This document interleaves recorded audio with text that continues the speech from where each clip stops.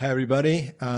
So we're on our second podcast for Meet.Capital. I'm Tsachi, and I'm very happy to be with Prateek Sanjay, uh, a great friend, although we've never met physically, but we've had so many calls and given each other so many pieces of advice over time. Um, we agreed that I would present you as the promoter of Foundraiser, which is a company that helps founders raise capital, very similar to what Meet.Capital is doing, with a very different kind of edge on it. And I think you have a ton of experience and a very kind of unique outlook. I think your LinkedIn headline says something oddball with a few good ideas. So, Yes. yeah, I would take that for myself too.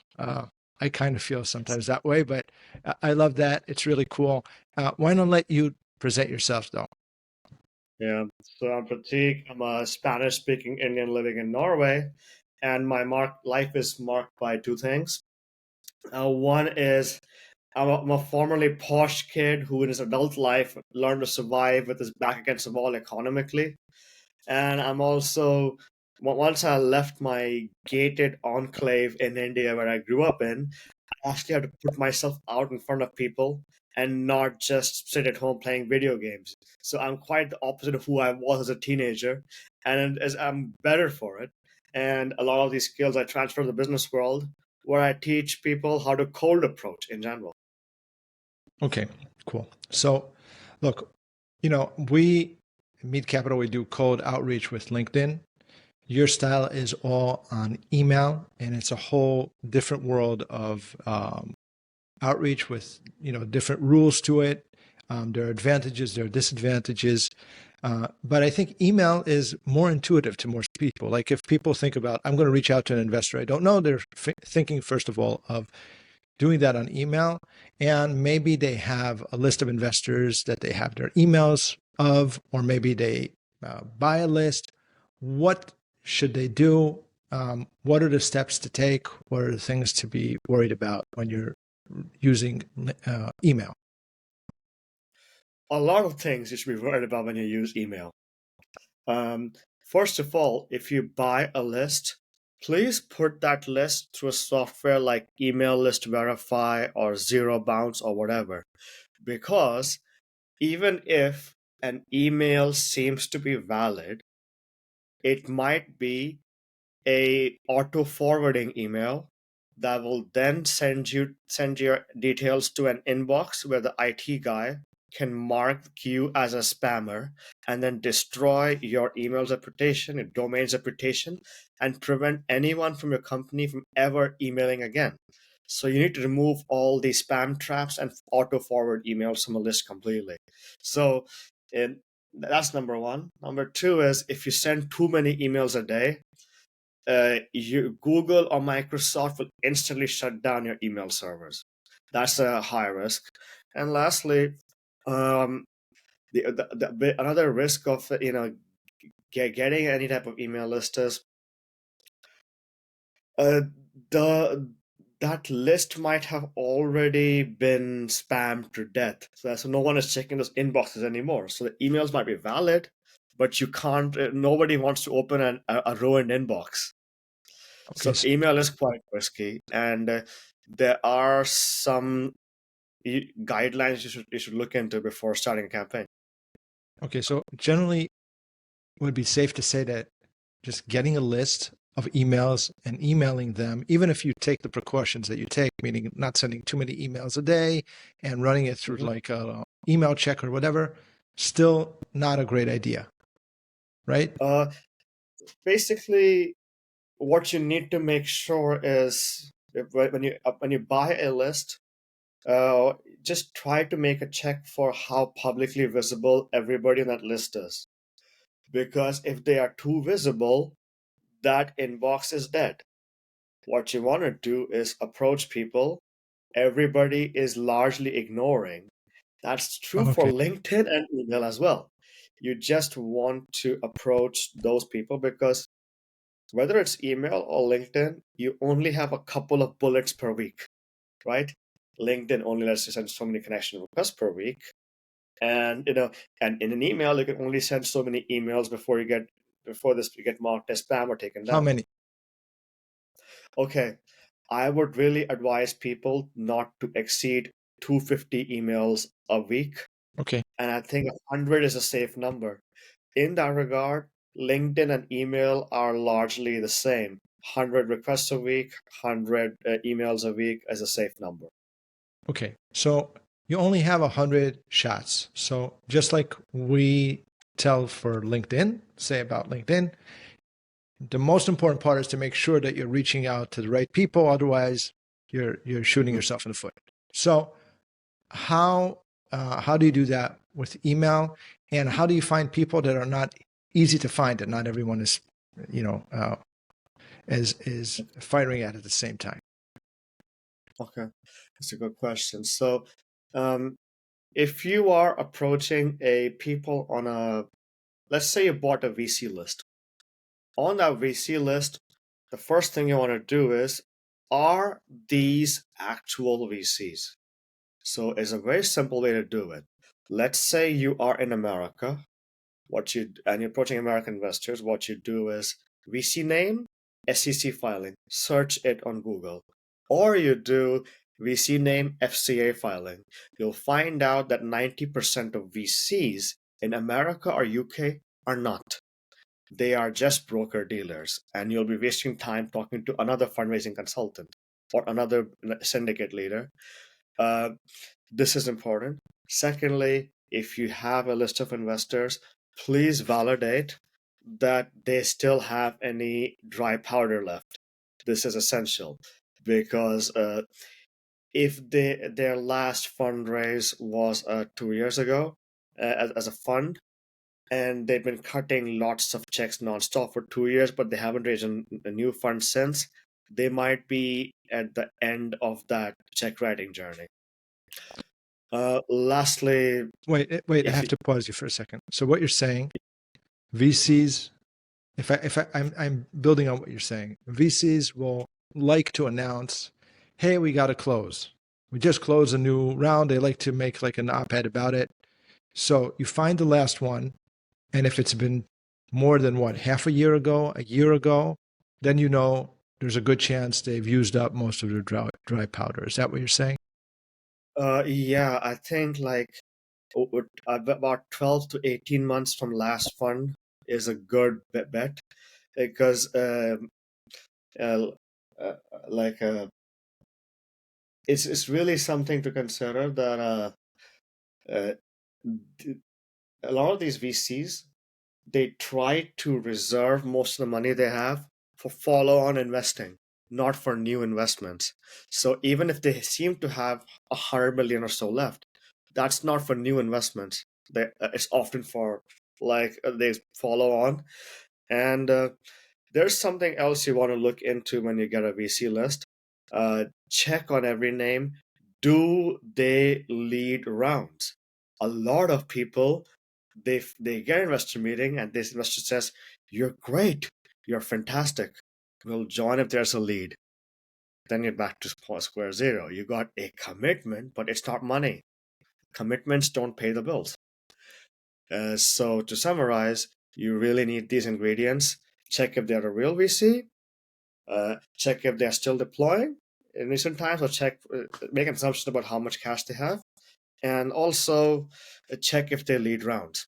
You know, How do you find that part out? Like, how do you know if they lead rounds? Crunchbase has that info publicly on whether they have been a lead investor or not. Okay. Okay. Cool. Um, okay. So now, let's say I had a list of VCs, went through it. Mhm. Out of 100, maybe 10 are a good match, right? Something Yeah. like that. Okay. So now, how do I get to those 10? Okay. So for a VC, your email has to be super simple. I noticed you invested in such and such portfolio company. I'm in this space. If you've done just this, they already see you as credible. Number one. Number two is you give a short personal intro. I'm XYZ founder from MIT, a PhD research in computer vision, doing this in computer vision. We'll have a round this soon. Should I keep you in the loop? That's all you say. When you reach out to an investor, never volunteer more information than has been asked. Investors forward your email, investors forward your decks, they can end up in the hands of a competitor. Your sole purpose in the first message, LinkedIn or email, is just to say this: I know what your fund invests in. This is who I am. If you think I'm credible, we can keep talking. Full stop. Okay, very different than our style when reaching out to VCs, but it sounds really effective. Like you've seen good results with this kind of approach. Well, the problem is if you mention traction info, most businesses don't have good traction. Like if you're at a $10 million annual run rate or $1 million and approaching a seed fund, maybe yeah, that's something you want to mention. But most such info is damaging. What at least for the clients I worked with, I tell them your product, your technology, and your revenues are not good enough to impress these investors. But if they at least got to meet you first, they'll see the passion in your eyes and they'll keep talking. It's not that I'm necessarily against using hard facts. Hard facts are good if they're sellable. But most people can't, most businesses don't have not delivered. And all you're doing is setting yourself up for rejection if you commit to too many hard facts early. Well, of course, yeah. If the hard facts are not in your favor, yeah. So this is like a foolproof. What you're saying. This is like a foolproof way of getting past that first email. Is saying, not giving up too much information. Here I am. I'm doing something that is in your space. I did the research. I think that we're a good fit. Do you want it? And then your experience is that usually this will lead to a call. What it leads to is two possible things. If Yeah. what an investor does when they receive your email or DM is they Google you. They'll Google your name, your patents, your scholarly publications, your past work, and people who know you. If that is good enough, that will immediately lead to a call. If their online DD on you does not reveal anything, they then do is they say, "Can you send some information over?" At this point, it's critical that you only send a one pager, which has as much information as they require for getting a call. Do not send a deck this early, because what if they have already invested in or maybe looking to invest into a competitor, an investor's job is to help their portfolio companies fundraise. So every line, message, and sexy design and such from an excellent pitch deck, it will show up on a competitor's pitch deck, and they will raise 5 million with your ideas. There is no NDA on pitch decks. Investors very much leverage inbound pitch decks to help their portfolios or their preferred guys fundraise. Well, I say the same things. The reason is a bit different. First of all, yes, prepare your online presence before reaching out to investors, because the first thing that we'll do is Google you. So if your website looks like shit, first fix your website, then reach out to everyone. If your profile looks all messed up, if people look you up and they still see you as someone from a previous company and they see you posting about some nonsense, that's also not good for you. Try to get your whole online presence at least to align with what you're doing now. That's very important. That's something that I wrote about several times. Second point about not sending the full deck is also what I recommend, but for a different reason. The reason that I always say is that you want to leave them a little curious. Like if you're letting the investor run through your whole deck, typically they're doing that waiting in line somewhere, or I don't know, when they're sitting bored waiting for something, they're just flipping through it on their mobile, and the default response will be to reject because it's just like they don't get it. So the full deck should only be presented to them in a meeting. They need to work for it. They don't get it for free. They want to see the full deck. They should come and give their time and give their focus and meet you and let you give it to them with your words and with your passion, like you say. Exactly. And what I suggest to people is you come to the meeting prepared with all the facts from your deck. You say these things without presenting, and then you send the deck over. Then they'll think, oh, everything that he said is true. For example, if you are going through airport security asks you a question, they ask another question, and then they ask the first question again, just to see if you gave a different answer. And the first test of the first conversation is this person credible? And if you change an answer between the first time and second time, aha, not credible. That's what they're really doing. So presenting extempore and then sending a deck after shows, this person does not need to remember the detail of the company. They already have it here. And it's in line with what they said. So I highly suggest this, which is tease, get meeting, present, send the full deck after immediately. And I think this is the right flow that has helped for entrepreneurs. Okay. Now I want to take you back just a few steps back. Okay. We have a list of VCs. We chopped the list down. We're left with a relatively small number of VCs that are actually relevant. And now we want to reach out to them. That's what you're suggesting. How do we get to make sure that the email actually lands and that the person opens it? I'm talking about like the subject line, and what else can we do to get, because on LinkedIn, at least you can see if the person, say you send a connection request, you can at least see if they accepted it, right? So like, you know that, and if they accepted it, there's a good chance that they've seen your message. But with email, you're in the dark. So what do you do? Okay. Actually, you're not in the dark about email with email because a lot of emailing software has open trackers. Yeah, but So those don't work as well as they used to. That's what I heard anyway. you might be right there. Mainly because some open trackers, they confuse the spam checker as an open checker. Right. And that is affecting open rates. However, you can make a reasonable estimate that your email is being read if for every 20 that you send, you get a response, your emails are being opened. So in case you don't want to have an open tracker, that's what you do. Also, in some cultures like the United Kingdom and in India, people read every email.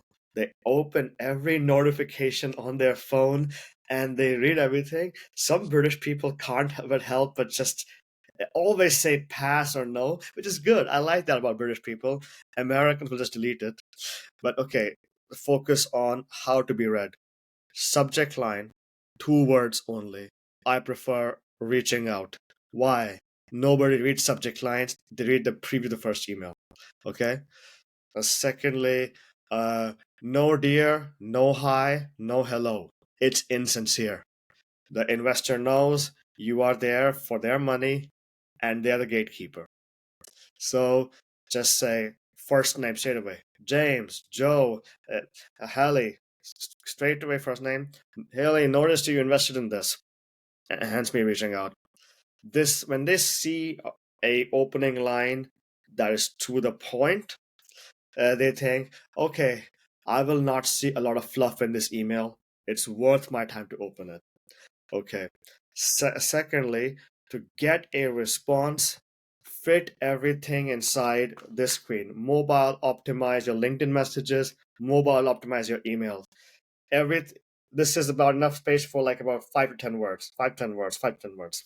So whether it's a DM or email, I highly suggest keeping everything in about, let's say, 5 short one-line paragraphs of 10 words max. This is not easy. It's hard because a lot of us were taught in schools to write essays. And then as adults, we're dealing with people with limited attention spans. And if you're from academia, it's really hard. However, please have the discipline on yourself to talk like a gorilla in your emails. Okay, so if you have a short subject line, the opener of the email gets to the point as to why you reached out, and you just have all the facts in 4 to 5 one-liners of max 5 to 10 words each, you at least will go through people's limited attention spans in the age of TikTok and Insta Reels to get a response. Okay. Cool. I forgot something else.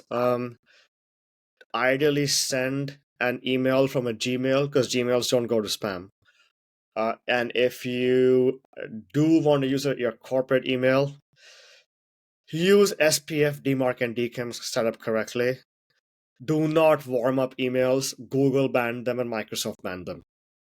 Okay, wait. So let's break it down because it's like a lot. It was a bit too condensed. Like people listening to this will not be able to digest it. So let's can we like recap and just like get to the main points? So first of all, subject line, minimum 2 like words. reaching out.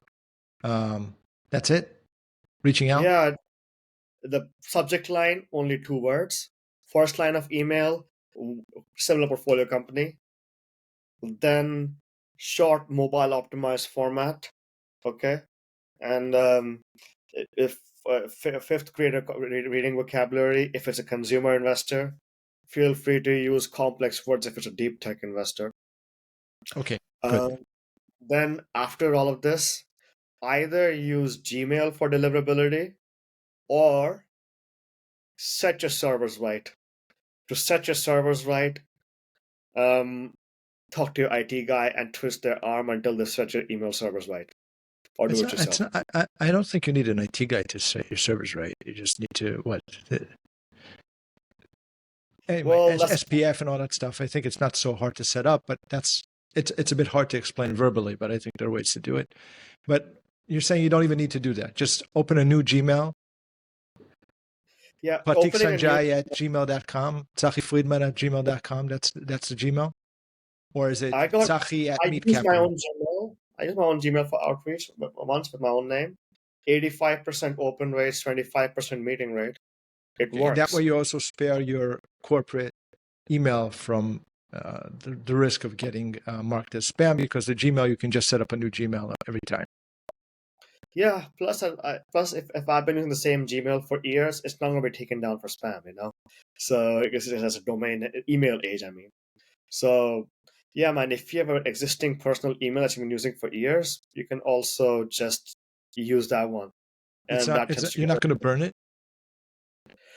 The funny thing is, if it's a new Gmail, you'll risk burning it quickly.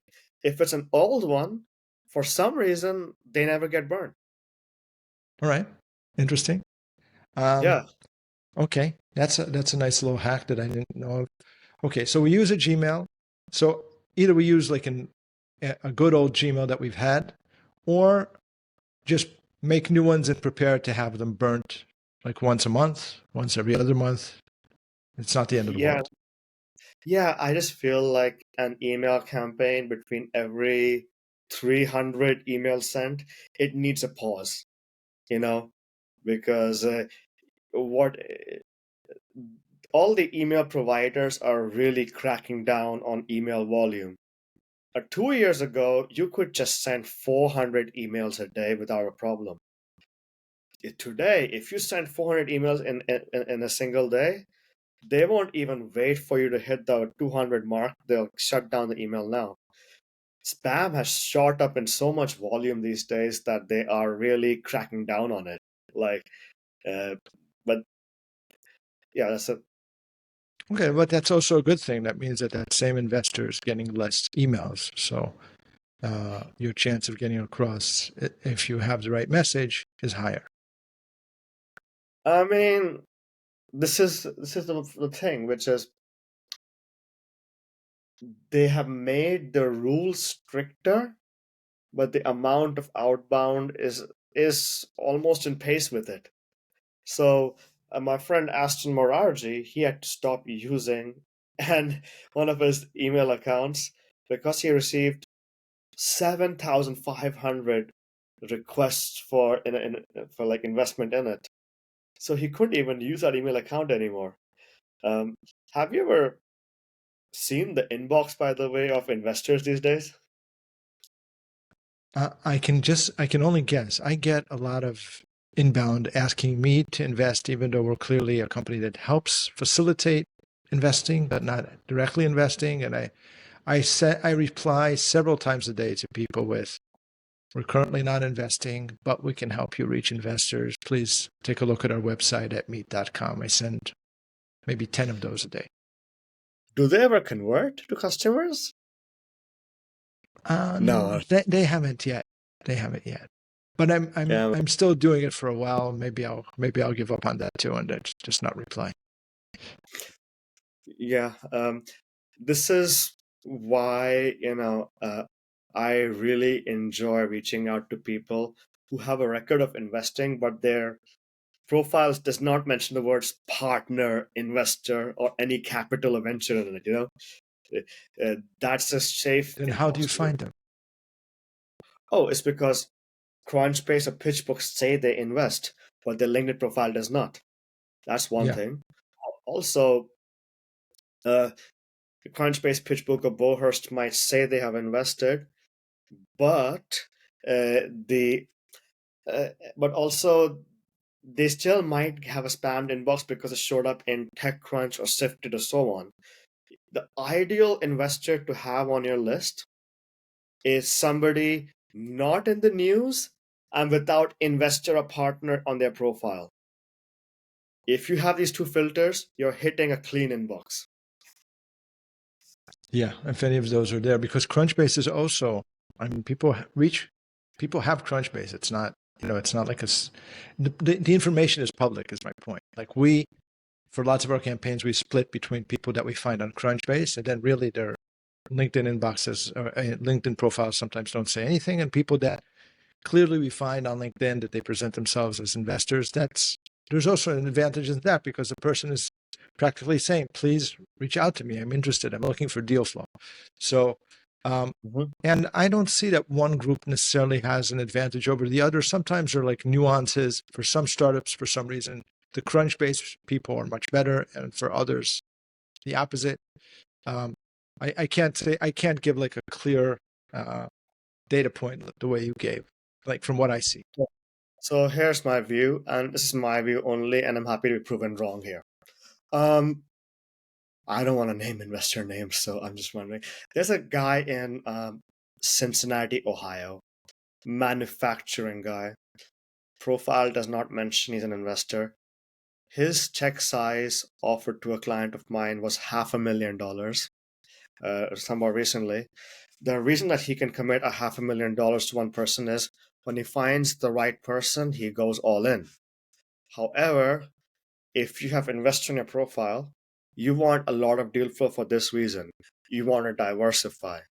Diversified investors have a $5,000 $10,000 check size. So for me, I really want to help founders go after this one person who does not necessitate chasing like 10 different co-investors, because 10 grand, what does that do for most people? Nothing, and you get a 10 grand check, it's gone tomorrow. So usually investor on LinkedIn profile signals diversified investor. That's why they want a deal flow, and hence their check size might not be big. Yes, I mean what you're saying makes sense, but it's not necessarily what we find in like what I know personally. Like we also have investors, and I know like personally an investor that made maybe 4 investments in the last year. Each of them were several $100,000, and for a Mhm. time you could find him uh, as an investor on LinkedIn until he took that down because he actually stopped investing. But for the time, that's what he did. And uh, if you were able to get him excited enough, and 4 startups were, they got a very very significant check from him. You know, If I was fundraising right now, I'd love to approach him, mainly because I'm wondering if I can change his mind about not investing to investing, you know? At least his inbox would not be dead, you know? And at least a guy like that who can write such big check sizes, he can make some awesome intros, you know? But yeah, that's a different topic. Yeah, I guess what just to avoid confusing our audience, um, this is one thing to take away. You have a limited number of shots a week. Don't waste those shots on celebrities everybody spams. I think we can agree on there. You know, Yes, don't waste your bullet on Elon Musk or Bill Gates. Try to find someone a bit more low profile, you know. And actually, low profile people still can have investor in their profile. But one thing I've learned from founders is if their profile says non-executive director, board member, advisor, fintech pioneer, visionary, game changer, if it's a very long headline like that, and that's like a celebrity type of guy. Celebrity investors are in it for clout. They write small checks, but if they're going to say, "I backed Chucky when he was nobody, and now he's a big shot," you know. yeah, I would definitely caution people from emailing celebrity investors. It's just a I agree, 100%, 100%. Okay, like you said, we said a lot of stuff. I think you gave a lot of very practical and good advice. I think what would be useful for Mhm. people listening is if we kind of just go from A to Z, taking your Mhm. advice, Pratik's recipe for Okay. landing an investment from a VC. Like let's go back. Find a list of emails, and I mean I can repeat what you said, or maybe you want to kind of recap Yeah. it for us step by step. Okay. So let's talk about VC outreach. So VC outreach, if you get the list, filter out non-VCs by checking for filings. Filter out bad emails. Filter out celebrities. Okay. The list is cleaned. Campaign setup. Wait, find the ones that lead investments. Yeah. Okay. So if I really find the lead investor, uh, remove non VCs, remove the broker dealers, and remove the celebrities. This is the first point. Okay, and then secondly, when you start the campaign, I would suggest this: connect a personal Gmail to an emailing software like Woodpecker or Instantly. Okay. On Woodpecker and Instantly, upload your investor list. Okay, but now before you upload the investor list on the spreadsheet, write down the portfolio company that's the most similar that they invested in, and then upload that as a special column into your software called similar portfolio as a variable. When you write the email, you just say, "Noticed you invested in similar portfolio company." That shows you did the due diligence. Email copy, keep it very minimal and short and mobile friendly so that people can read it on a train or on the bus.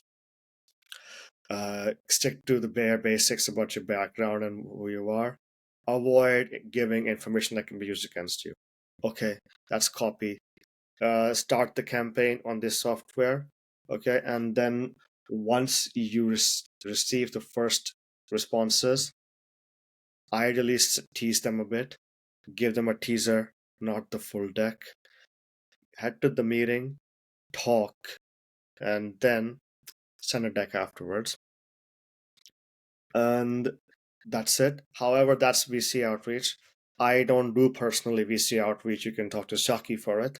I prefer local high net worth outreach. Here, it's an even simpler strategy. Find local business owners whose businesses earn 1 million plus a year, 10 million plus a year.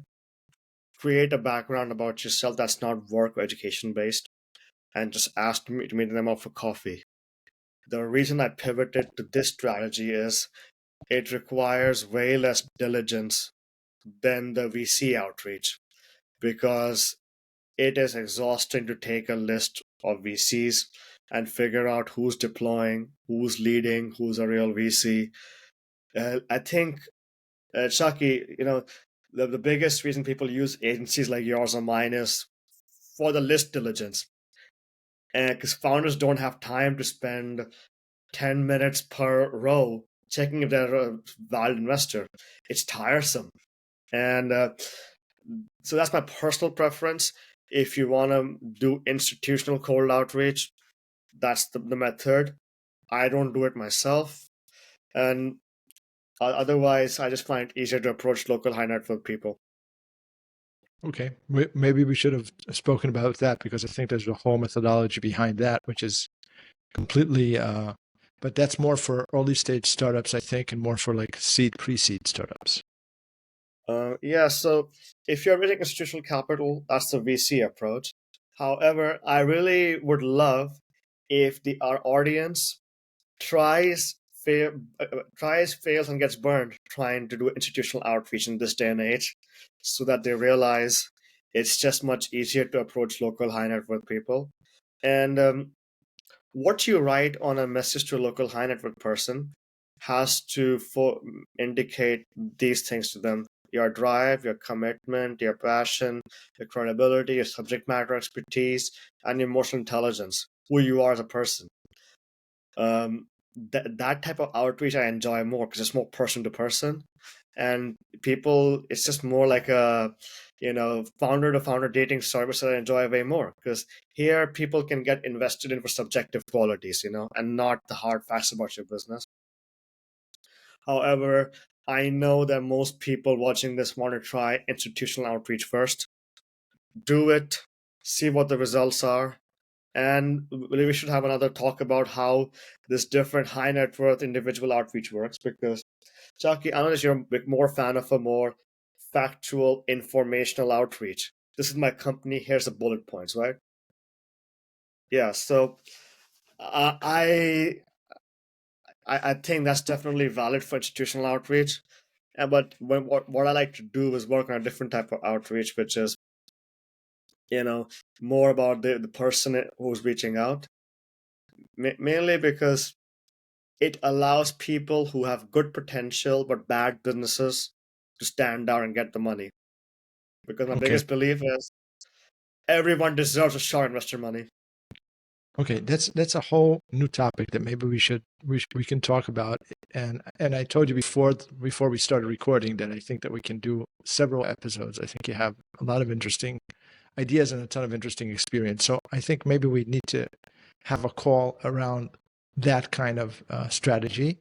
Um, we're about to wrap up. So what should people reach out to you for right now, and how do they find you? And yeah. Okay, if you have a cash concern and you want to raise money and you're under 6 months runway, reach out to me on LinkedIn and I will help anybody. Okay. If you can't afford like our campaign services, it's fine. I can talk to you for 5 minutes. I can figure out what you need to do to get some money soon, and you can try that yourself. And otherwise, like if you want to do like an outreach to people, I'm happy to look in a commercial discussion as well. Okay, so anyone that's now needs to raise money basically in a rush, you'll help with some advice. And if they want to take your services and they want you to build a campaign to HNIs for them, or even institutional investors, even though you're less for that, you know how to do it and you'll do it for them. Yeah. Anybody who's rejected by investment bankers and popular fundraising consultants who only work for sexy startups and not for the regular Joe, I can help with financing advice for the regular person. Amazing. Okay, good. I think you might get flooded with calls for help now. So cool. Prateek, thanks so much.